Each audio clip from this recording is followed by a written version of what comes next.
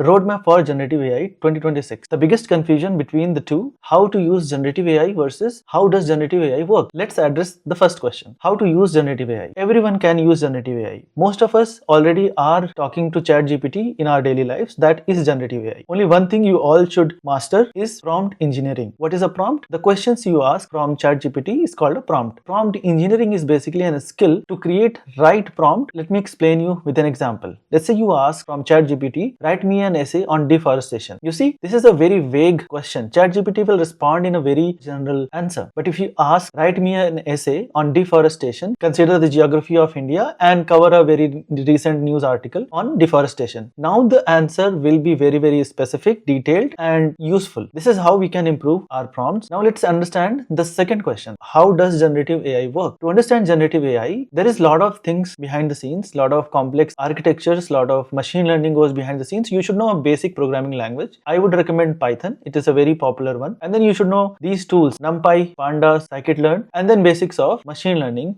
deep learning and transformers. In our future episodes, we will cover all these topics. So follow this channel and see you in the next episode.